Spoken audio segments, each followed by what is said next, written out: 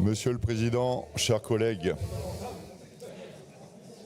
accompagner l'installation de nouveaux agriculteurs, oui, mais pas avec n'importe qui. Vous nous proposez dans vos orientations un partenariat avec la Fédération Terre de Liens, une structure qui pose pour le moins d'importantes questions éthiques. Un rapide tour sur les réseaux sociaux de cette organisation nous donne quelques indices sur le bien fondé de ses engagements. Par exemple, on découvre au milieu de ces actions qu'elle revendique le fait de mettre à disposition des terres agricoles pour des immigrés clandestins, notamment dans l'objectif de repeupler nos campagnes. Vous en conviendrez, nous sommes bien loin de la lutte contre la spéculation foncière et de l'aide à l'installation de nos jeunes agriculteurs néo-aquitains.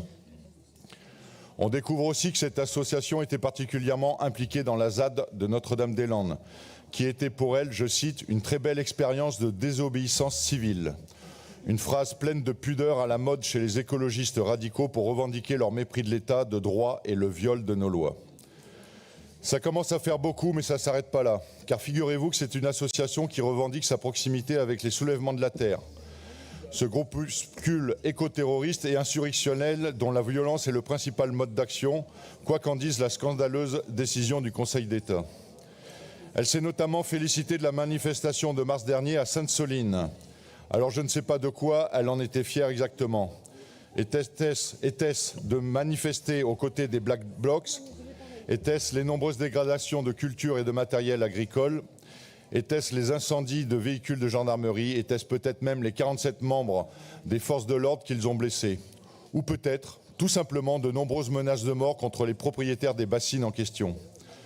Monsieur le Président, nous nous opposons régulièrement sur l'absence de neutralité politique de bon nombre de vos partenaires.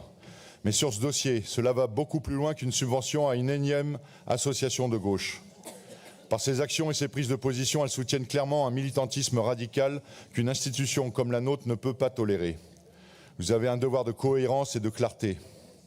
Vous ne pouvez pas vous enfermer dans cet « en même temps » si cher au Président de la République. Vous ne pouvez pas condamner les attaques des bassines et les agressions que subissent les agriculteurs concernés et soutenir financièrement ceux qui encouragent les groupuscules à l'origine de ces violences. Après les affrontements de Sainte-Soline, vous avez déclaré que vous haïssiez les violences et les condamnés. Prouvez-le.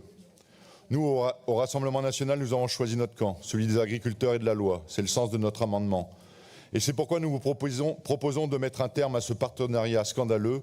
Le sujet de l'accès aux terres agricoles est un sujet beaucoup trop sérieux pour les laisser entre les mains de ces individus. Je vous remercie.